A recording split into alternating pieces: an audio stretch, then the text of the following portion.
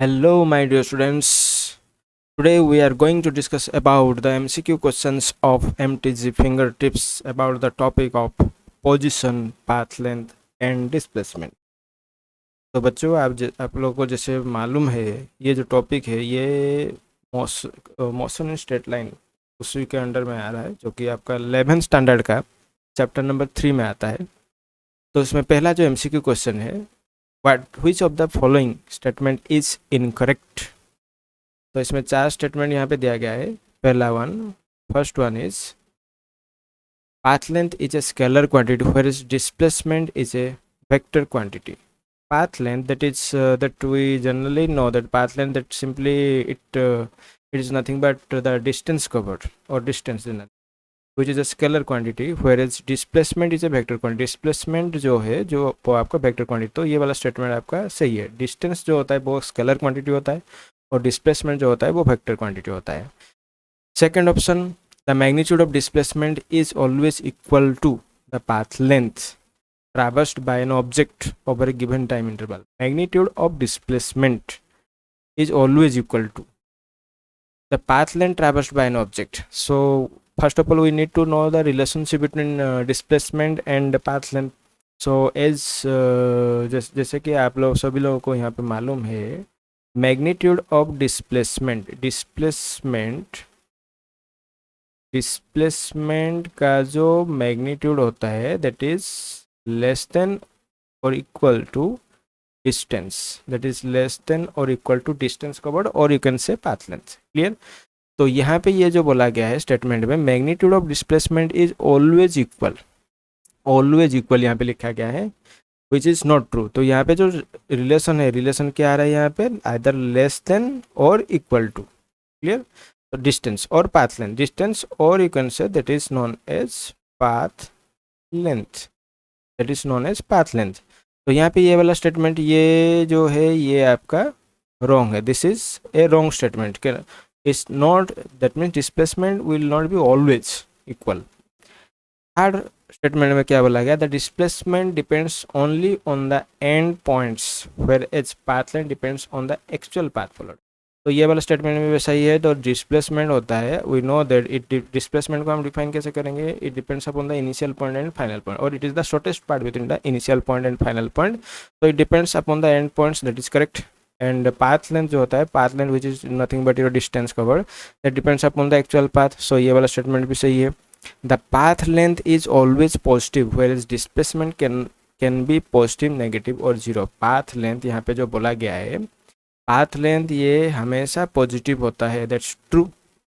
Whereas displacement जो होगा वो हमारा प्रॉपर्टीज जो है उसमें बताया गया है, डिस्प्लेसमेंट आपका पॉजिटिव भी हो सकता है, नेगेटिव भी हो सकता है, जीरो हो सकता है। That means this statement is also true. तो यहाँ पे जो बोला गया था वो जो था, following statement is incorrect. Incorrect statement कौन सा होगा आपका, ये वाला option B, that is the incorrect one. Next, moving to the next question. So here in this particular question, numerical ratio of distance to displacement is, ratio बोला गया है पहले डिस्टेंस टू डिस्प्लेसमेंट, तो हमें पहले से ही मालूम है, ये जो अभी अभी इससे पहले भी बताया गया है, डिस्प्लेसमेंट का जो मैग्नीट्यूड होता है दैट इज लेस देन और इक्वल टू डिस्टेंस, और यू कैन से distance will be greater than, distance covered will be greater than or equal to the magnitude of displacement, the magnitude of displacement.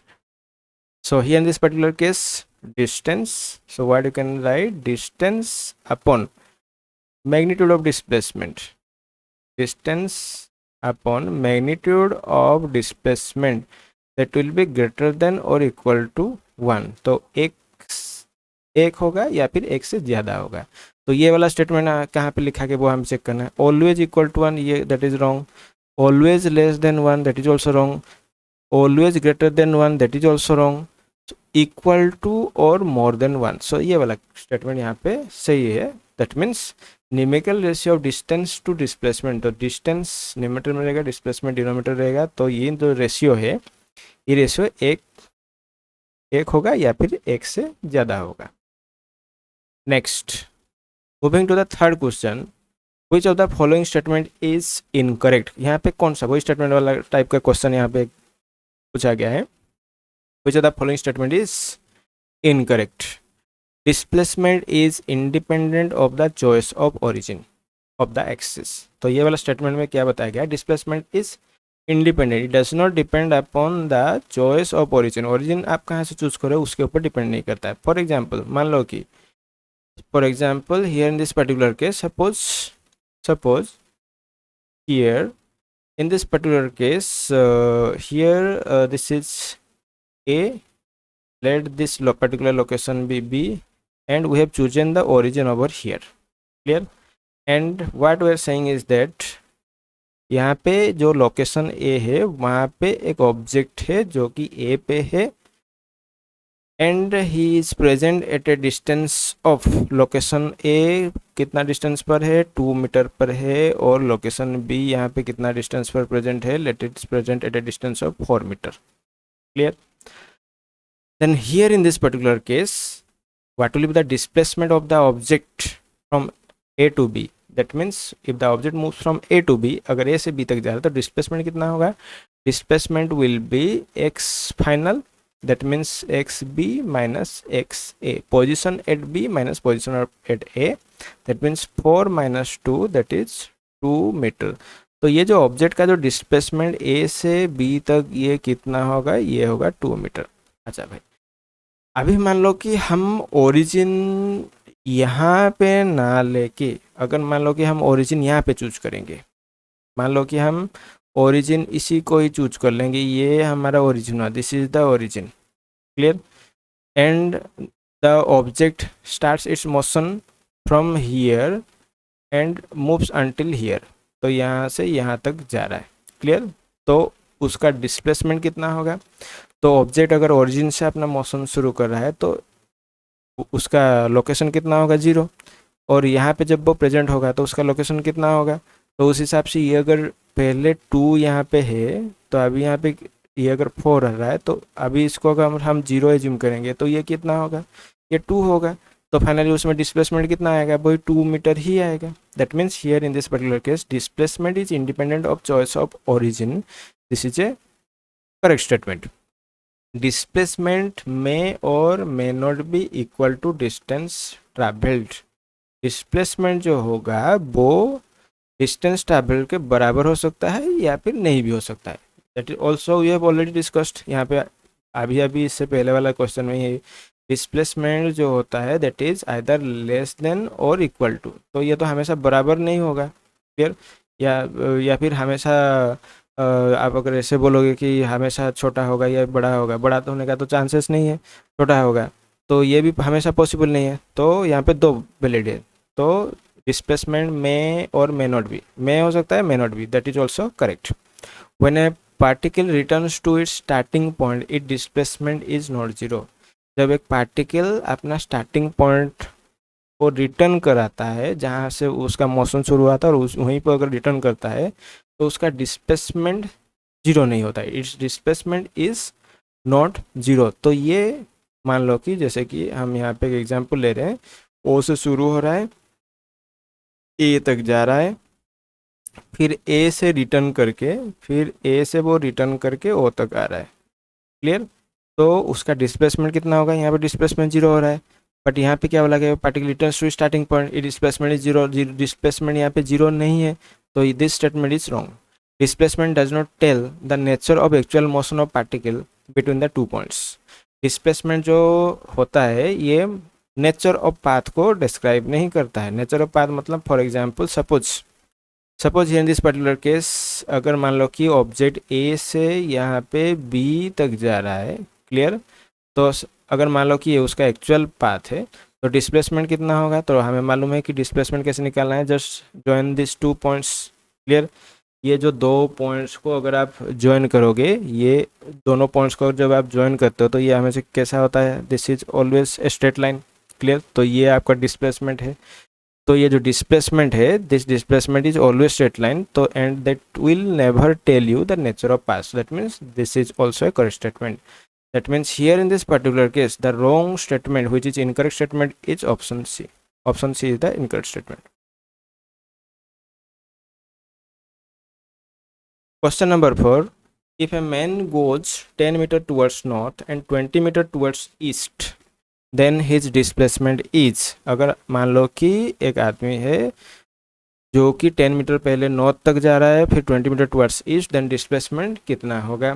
तो पहले तो हमें directions को यहाँ पे इंडिकेट कर लेना है। तो डायरेक्शंस को हम नॉर्थ ऊपर वाला, साउथ ये नीचे वाला, then east towards right, then west towards left, ये हमारा डायरेक्शन है। क्लियर। तो उस हिसाब से यहाँ पे बोला गया है कि जो मेन होता है वो 10 मीटर पहले नॉर्थ की तरफ जाता है। तो ये जो मोशन स्टार्ट हम कहाँ से करेंगे, हमेशा ओरिजिन से ही करेंगे। क्लियर। तो वैसा ही एक हमें यहाँ पे एक 2 डायमेंशनल सिस्टम यहाँ पे एज्यूम कर लेना है, and this is the starting point. मान लो कि ओ से शुरू हो रहा है। Clear. Then he goes 10 metres towards north. 10 metre towards north मतलब ये मान लो कि ये हुआ 10। क्लियर। 10 मीटर और ये नॉर्थ की तरफ जा रहा है। क्लियर। सो ये this is 10 metre towards north, and after that 20 metre towards east. East किस तरफ है, ईस्ट आपका राइट साइड की तरफ है यहाँ पे। सो 20 मीटर मतलब यहाँ से जहाँ पे उसका पहले मोशन शुरू खत्म हुआ था उसके बाद 20 मीटर टुवर्ड्स ईस्ट जाएगा।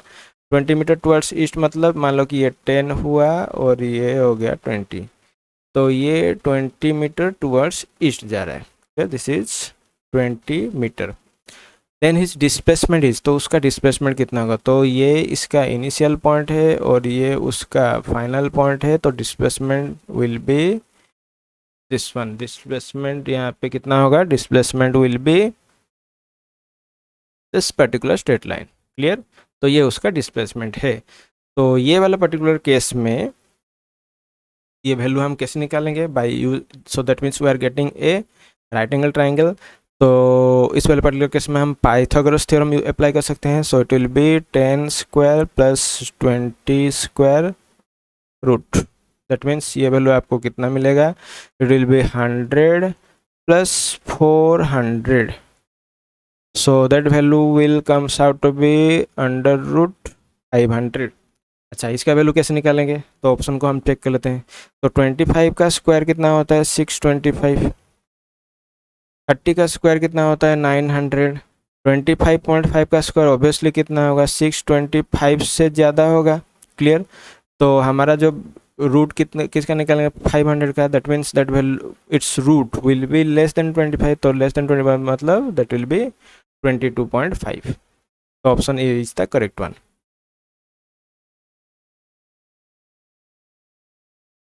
Question number 5. A drunkard is walking along a straight road. He takes 5 steps forward and 3 steps backward and so on. Clear. तो पहले आपको ये जो स्टेटमेंट यहाँ पे बोला गया है, ड्रंकर्ड जो है वो क्या हो रहा है, जो शराब पीता है, is walking along a straight road. He is walking along a straight road and at a time he take 5 step forward and 3 step backward. Clear. पहले 5 स्टेप आगे की तरफ जाएगा, फिर उसके बाद 3 स्टेप पीछे की तरफ आएगा। ये उसका चलने का तरीका है। क्लियर। एंड यहाँ पे बोला गया है each step is 1 metre long and takes 1 second. हर एक स्टेप 1 मीटर लॉन्ग है और उसको कितना टाइम लगता है, हर एक स्टेप आगे या फिर पीछे जाने के लिए 1 सेकेंड लगता है। There is a pit on the road 11 metre away. 11 metre के बाद क्या होता है, जहाँ से उसका स्टार्टिंग पॉइंट है एक पिट है वहाँ पे। तो यहाँ पे पूछा गया है the drunkard will fall into the pit after how much time. तो कितना समय के बाद वो ड्रंकर्ड पिट के अंदर में गिर गया। तो उस केस में हम मान लो कि इसका फिगर ड्रॉ कर लेते हैं। For example suppose this is the figure and this is the starting point. Starting point हम इसको ओ से इंडिकेट करते हैं। Clear. And here in this particular case 11 metre तक, 11 मीटर के बाद उसका क्या होता है, एक पिट वहाँ पे होता है, गड्ढा होता है, तो गड्ढे के अंदर वो गिरेगा। तो पहले हम मार्किंग कर लेते हैं 1 2 3 4 5 6 7 8 9 10 एंड 11 मीटर के बाद यहाँ पे क्या होता है, एक गड्ढा आता है। इस गड्ढे के अंदर में वो गिरेगा। क्लियर। तो ये हो गया 1 2 3 4 5 6 7 8 9 10 और ये 11 मीटर में यहाँ पे ये गड्ढा है। तो इस वाले पर्टिकुलर केस में ये जो शराबी, ये जो ड्रंकर्ड है, उसका मोशन ओ से शुरू हो रहा है। So in the first case what he will do, he will move 5 step forward. 5 step मतलब स्टेप 1 2 3 4 5, तो 5 स्टेप 5 स्टेप आगे की तरफ जा रहे हैं, मतलब 5 में पहुंच गया। फिर उसके बाद 3 स्टेप बैकवर्ड, तो 1 2 3। तो अभी फाइनली उसका फाइनल लोकेशन वो कहाँ पे होगा, यहाँ पे 2 पे होगा। क्लियर। तो फाइनल लोकेशन अगर 2 पे हो रहा है तो उसका डिस्प्लेसमेंट कितना हो रहा है, डिस्प्लेसमेंट यहाँ पे हो रहा है 2 मीटर। डिस्प्लेसमेंट कितना हो रहा है, 2 मीटर। कितना टाइम में डिस्प्लेसमेंट 2 मीटर हो रहा है, तो पहले वो 5 स्टेप आगे की तरफ आया, फिर 3 स्टेप पीछे की तरफ आया। 5 स्टेप आगे की तरफ जो जा रहा है तो 5 मीटर डिस्टेंस, और उसको कितना टाइम लगेगा, 5 सेकेंड, बिकॉज हर एक स्टेप कितना टाइम में कवर करेगा, 1 सेकेंड। तो 3 स्टेप फिर उसके बाद बैकवर्ड आ रहा है, 3 स्टेप मतलब 3 सेकेंड्स। तो टोटल कितना होगा, 5 + 3 दैट इज 8 सेकेंड। टोटल कितना आएगा, 8 second. Clear. So that means its displacement will be 2 meter in 8 seconds. Similarly, तो finally ड्रंकार्ड 8 सेकेंड में कितना डिस्प्लेसमेंट हो रहा है ड्रंकार्ड का, 2 मीटर का डिस्प्लेसमेंट हो रहा है। तो अभी ड्रंकार्ड कहाँ पे प्रेजेंट है, अभी ड्रंकार्ड आपका यहाँ पे प्रेजेंट है, ये वाला लोकेशन पर ड्रंकार्ड प्रेजेंट है। क्लियर। इसके बाद फिर क्या होगा, वही सेम स्टेप, वो सेम प्रोसेस में वो आगे बढ़ेगा। That means 5 step, 5 step, step 1 step 2 step 3 step 4 step 5। उसके बाद 3 स्टेप बैकवर्ड, मतलब 1 2 3, 3 स्टेप बैकवर्ड जा रहा है। तो टोटल डिस्प्लेसमेंट उसका कितना हो रहा है, टोटल डिस्प्लेसमेंट हो रहा है 2 मीटर, और टाइम कितना लगेगा, 8 सेकेंड वही।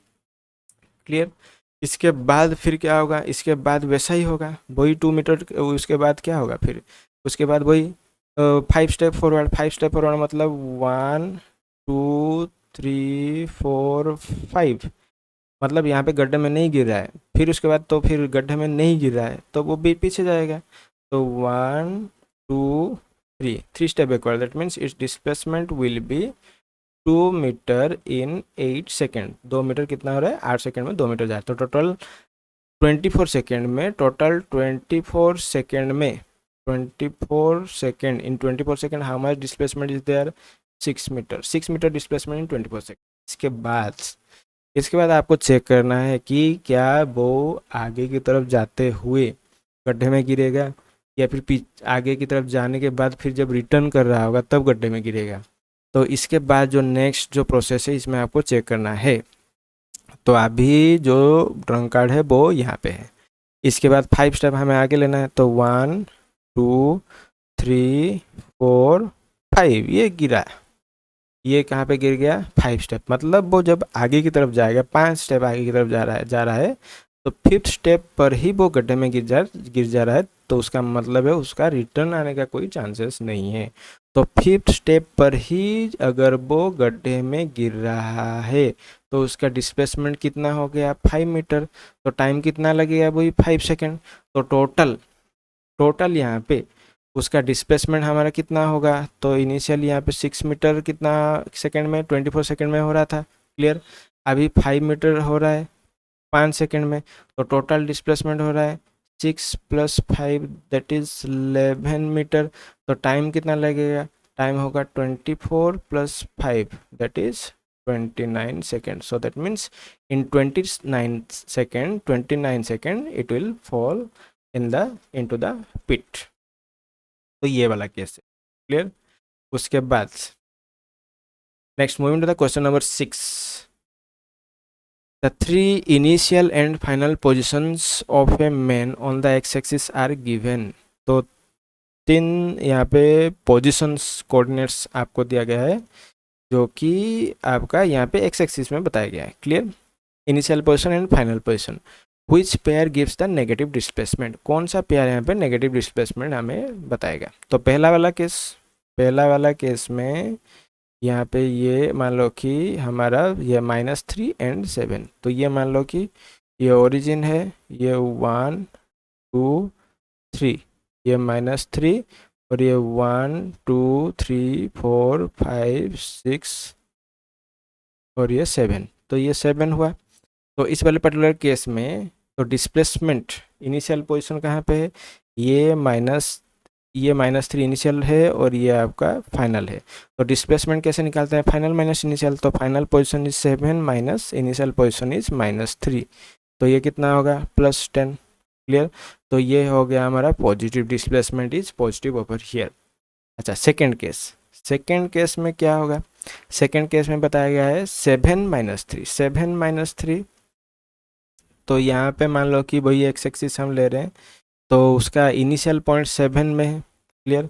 तो इनिशियल पॉइंट इज एट 7, तो ये ओरिजिन हुआ। मान लो कि यहाँ पे 7 है और यहाँ पे -3 है, तो इनिशियल यहाँ पे 7 पे है और फाइनल यहाँ पे कितना होगा -3। तो डिस्प्लेसमेंट कितना होगा, x final minus x initial, तो final is at -3 minus initial is at 7, तो -3 - 7 तो -10 मीटर। तो यहाँ पे हमारा डिस्प्लेसमेंट कितना आ रहा है, -10 मीटर, विच इज़ ये हमें यहाँ पे नेगेटिव मिल रहा है। यहाँ पे कितना आ रहा था, +10 मीटर यहाँ पे, जो कि आपको पॉजिटिव मिल रहा था। फिर उसके बाद हम लोग थर्ड केस को जाएंगे। थर्ड केस जो यहाँ पे बताया गया है, थर्ड केस में बताया गया है -7 + 3, दैट मीन्स -7 + 3। तो ये वाला केस में मान लो कि ये 1 2 3 4 5 6 7, तो -7 ये हमारा ओरिजिन है। क्लियर। ओरिजिन से लेफ्ट साइड की तरफ हम नेगेटिव में लेते हैं। क्लियर। और +3 1 2 3, ये यहाँ पे 3 है। तो इनिशियल पोजीशन इज एट -7, तो ये इनिशियल है और ये हमारा फाइनल है। तो इस वाले पर्टिकुलर केस में डिस्प्लेसमेंट कितना होगा, displacement will B x final minus x initial. तो डिस्प्लेसमेंट कितना होगा, x final is +3, initial is -7, तो फाइनली हमें कितना मिलेगा, +10 मीटर, विच इज पॉजिटिव। तो यह हमें पॉजिटिव में मिल रहा है। तो अगर पॉजिटिव में हो रहा है तो इस वाले पर्टिकुलर केस में पूछा गया है which pair gives the negative displacement, कहाँ पे नेगेटिव डिस्प्लेसमेंट हमें मिल रहा है। तो ये पॉजिटिव है, ये भी पॉजिटिव है, तो ये हमें नेगेटिव मिल रहा है। तो ओनली ऑप्शन जो आपका 2 है, तो ये वाला option B is the correct answer. So this is all about the questions of this particular topic. So in the next class we'll discuss about average speed and average velocity.